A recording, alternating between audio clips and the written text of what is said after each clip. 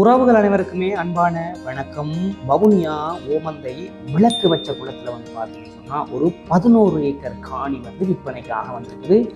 இந்த காணி தொடர்பான முழுமையான காணொலியை பார்க்குறதுக்கு முன்னுக்கு இப்போ தான் என்னுடைய சேனலை நீங்கள் முதல் முறையாக பார்க்குறீங்கன்னு சொன்னால் மறக்காம என்னுடைய சேனலை சப்ஸ்கிரைப் செய்து வச்சுட்டு காணொலியை முழுமையாக பாருங்கள். இலங்கை முழுவதும் தொடர்ச்சியாக நிறைய காணிகள் விற்பனைக்காக போட்டுக் கொண்டிருக்கிறோம். உரிமையாளருடைய தொலைபேசி இலக்கங்களை நேரடியாக தந்து கொடுக்கிறோம். ஆகவே எங்களுடைய சேனல் கண்டிப்பாக உங்களுக்கு யோசனையாக இருக்கும். சேனலை சப்ஸ்கிரைப் செய்து வச்சுட்டு காணொலியை முழுமையாக பாருங்க. இப்போ வாங்க நாங்கள் காணொலிக்குள்ளே போகலாம்.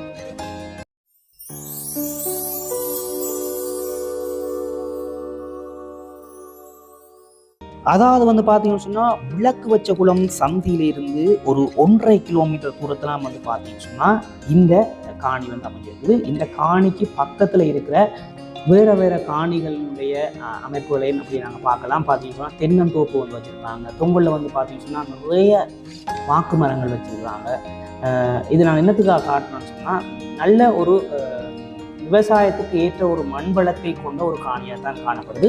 பக்கத்தில் நிறைய பேர் தோட்டங்கள்லாம் வச்சுருக்காங்க, நிறைய தென்னங்கன்றுகள் வச்சுருக்காங்க, நிறைய கமுகு தோட்டங்கள் வச்சுருக்காங்க. இப்படி ஒரு விவசாயத்துக்கு உகந்த ஒரு தரையமைப்பை கொண்ட ஒரு காணியாக தான் காணப்படுது. இந்த பாதை தான் பார்த்தீங்கன்னா அந்த காணிக்கு போகின்ற பிரதானமான ஒரு பாதையாக இருக்குது. அதாவது பார்த்தீங்கன்னு சொன்னால் இந்த காணிக்கு மட்டும்தான் இந்த பாதை. பக்கத்தில் இருக்கிற மற்ற காணிகளுக்கு பார்த்தீங்கன்னு சொன்னால் வீதிக்கு அருகாமையில் அங்காள தள்ளி பாதையில் இருக்குது. ஆனால் இந்த பாதையை பொறுத்த வரைக்கும் இந்த காணிக்கு தான் இந்த பாதை பிரத்யோகமாக காணிக்காரரால் அமைக்கப்பட்டிருக்குது. இதான் பார்த்தீங்கன்னு சொன்னால் காணி. அதாவது 2 பக்கம் ஒரு இரும்பு கேட் டபுள் கேட் போட்டுவிட்டார். இப்போ நாங்கள் காணிக்குண்டை போய் காணியினுடைய அமைப்புகளை பார்க்கலாம். நீங்கள் முக்கியமாக இந்த கேட்டை கலட்டி அப்படியே முன்னுக்கு கொண்டே போகணுன்னாலும் போடலாம். அதாவது இந்த பாதை இந்த காணிக்கு மட்டும் தனித்துவமாக இருக்கிறதால நீங்கள் அங்கே முன்னுக்கு போட்டு நீங்கள் அடைச்சிங்கன்னு சொன்னால் சரி. மற்றபடி நீங்கள் இப்போதைக்கு நீங்கள் இதில் பாவிக்கலாம். தேவைப்பட்டால் நீங்கள் இந்த கேட்டை கலட்டி முன்னுக்கு நீங்கள் போடலாம். இப்போ நாங்கள் காணிக்குள்ளே போய் காணியினுடைய அமைப்புகளை பார்க்கலாம். காணிக்குள்ளே பார்த்தீங்கன்னு சொன்னால் ஒன்றுமே இல்லை, ஒரு வெட்டு கிணறு மட்டும் இருக்குது. மற்றபடி பார்த்தீங்கன்னு சொன்னால் ஒரு வெறும் காணி தான். மொத்தம் 11 ஏக்கர் இருக்குது. இல்லை வெட்டு கிணறை பொறுத்த வரைக்கும் அப்படியே வெட்டி விட்டபடி இருக்குது. கட்டை இல்லை, ஆனால் நல்ல தண்ணியோடு இருக்குது. இப்போயும் வெட்டாத நல்ல தண்ணியோடு இருக்குது. கட்டி எடுத்துக்கொண்டீங்கன்னு சொன்னால் ஒரு நல்ல கிணறு தான். ஆனால் காணி பார்த்தீங்கன்னு சொன்னால் சமதரையான பெரும்பாலுமே நிறைய அப்படி நல்ல சமதரையான காணியாக இருந்தது. பொங்கலில் தெரியுற அந்த மரத்துக்கு அங்கால தான் கொஞ்சம் பள்ளம் இருக்குது. நான் அதே காட்டுறேன். அந்த இடங்களை மட்டும் கொஞ்சம் நீங்கள் சேவ் பண்ணி எடுக்கணும். மற்றபடி பார்த்தீங்கன்னு சொன்னால் நல்ல ஒரு சமதரையான ஒரு காணி. தரை தோட்ட அமைப்பை பொறுத்த வரைக்கும் செம்மண் தரை தான். அதாவது தோட்டத்துக்கு உகந்த ஒரு தரை அமைப்பு கொண்ட ஒரு காணி தான். இதுக்குள்ளே தான் பார்த்தீங்கன்னு சொன்னால் அந்த வெட்டு கிணறு ஒன்று இருக்குது. நாங்கள் அதை காட்டுறோம் பாருங்க.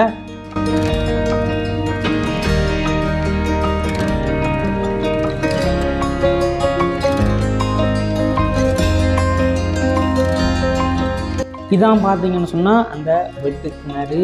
இப்பயும் பாருங்க நல்ல தண்ணியோடு தான் இருக்குது. நீங்கள் கட்டி எடுத்துக்கொண்டீங்கன்னு சொன்னால் நல்ல ஒரு பெரிய ஒரு வெட்ட கிணறு தான்.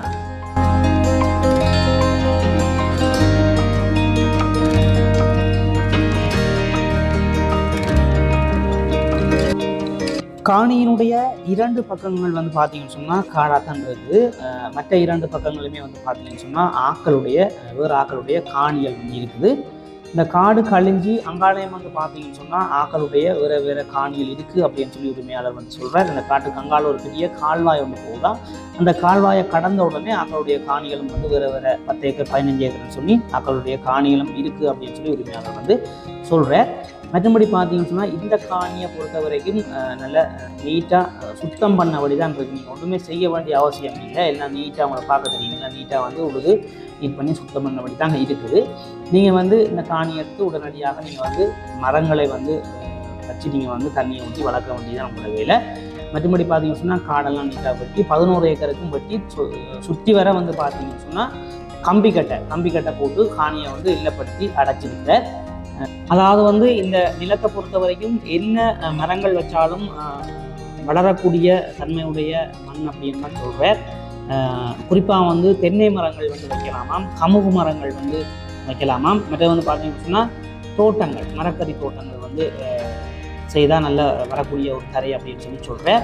இந்த கத்தரி, வெண்டி, மிளகாய், மரவள்ளி இந்த மாதிரி நிறைய வர வழியிலெல்லாம் வந்து நிறைய இடங்களில் தோட்டக்கணக்கு மரவள்ளி வச்சுருந்தாங்க. இந்த மாதிரி தோட்டங்களுக்கு ஏற்ற மாதிரியான ஒரு காணியாக தான் இருக்குது. நிறைய பேர் வந்து தொகையாக ஒரு 10 ஏக்கருக்கு மேலே இருந்தால் சொல்லியிருந்தீங்க. இந்த காணி எடுத்தீங்கன்னா கண்டிப்பாக வந்து நீங்கள் வந்து உங்களுக்கு பண்ணை அமைச்சு கொள்றதுக்கு ஒரு அமைதியான ஒரு நல்ல ஒரு காணியாக தான் இருக்குது. ஏனையின் வீதியில் இருந்து குறிப்பாக வந்து விளக்கு வச்ச குளம் அந்த சந்தி ஏனையின் வீதியில் இருந்து சரியாக ஒரு 1.5 கிலோமீட்டர் தூரத்தில் தான் இந்த காணி இருக்குது. அதாவது வந்து ஏனையின் ரோட்லேருந்து ஒரு 10 நிமிடங்கள்ல இருந்து ஒரு 15 நிமிடங்களுக்குள்ளே வரக்கூடிய மாதிரி தான் இந்த காணி வந்து அமைஞ்சிருக்குது. குறிப்பாக வந்து பார்த்தீங்கன்னு சொன்னால் ஓமந்தை டவுனில் இருந்து ஒரு 6 கிலோமீட்டர் தூரம் அப்படி தான் இருக்கும் நினைக்கிறேன் இந்த காணிக்கு. அது நேரம் வந்து பார்த்தீங்கன்னு சொன்னால் வவுனியாவிலேருந்து வந்து பார்த்தீங்கன்னு சொன்னால் ஒரு 20-22 கிலோமீட்டர் தூரம் அப்படி இருக்குன்னு சொல்லி நினைக்கிறேன். அப்படி தான் வரும். ஆனால் வந்து மெயின் ரோடு, அதாவது ஏனையன் ரோட்டில் இருந்து 1.5 கிலோமீட்டர் தூரம் தான் இந்த காணி வந்து அமைஞ்சிருக்குது. நல்ல ஒரு போக்குவரத்துக்கு ஏற்ற மாதிரியான ஒரு வசதியான இடத்துல அமைஞ்சிருக்குது. இந்த காணிக்கு வருகின்ற இந்த உள் பாதையினுடைய அமைப்புகளை பொறுத்த வரைக்கும் பார்த்தீங்கன்னு சொன்னால் கிரவல் பாதை தான். ஆனால் வாகனங்கள் வந்து போகக்கூடிய மாதிரியான ஒரு அமைப்புலாம் இருக்குது. கொஞ்சம் அங்கங்கே கொஞ்சம் பள்ளம் புட்டியாக தான் இருக்குது பாதைகள். நான் வரும்போது பைக்கில் தான் பண்ணாங்க, கொஞ்சம் பள்ளம் புட்டியாக தான் இருக்குது. இருந்தாலும் வந்து போகக்கூடிய மாதிரியாக தான் இருக்குது அமைப்பு. வந்து ஒரு காரையோ அல்லது வாகனங்களையோ கொண்டு வந்து போகக்கூடிய மாதிரியான ஒரு பெரிய பாதையாக தான் இருக்குது. பாதை வந்து இன்னும் போட வெளிக்கிடையில் இந்தியாவில் வந்து இப்போ தான் காணிகள் வந்து ஆக்கள் வந்து காடுகளை வெட்டி பிடிச்சி தோட்டங்கள் செய்து கொண்டு வராங்க. இனி வருகின்ற காலங்களில் இந்த இடங்கள் எல்லாம் வந்து பாதைகள் போடுவாங்க. கரண்டும் வந்து பார்த்தீங்கன்னு சொன்னால் போஸ்ட்டுகள் இடையில போட்டு கொண்டு வராங்க. ஆகவே கரண்ட் வரும், அடுத்த கட்டம் பாதைகள் வரும். தொடர்ச்சியாக நிறைய வசதிகள் வந்து இந்த காணி பகுதிய பக்கங்களுக்கு வந்து வருவதற்கான வாய்ப்புகள் வந்து அதிகமாக தான் இருக்குது. ஏன்னா இங்கே நிறைய பேர் வீடுகளும் இருக்குது. பக்கத்தில் அங்கே முன்னுக்கெல்லாம் வீடு தோட்டங்களோட வீடுகள் கட்டியிருக்கிறாங்க. ஆகவே கரண்டுகள் வந்து கொண்டு இருக்குது.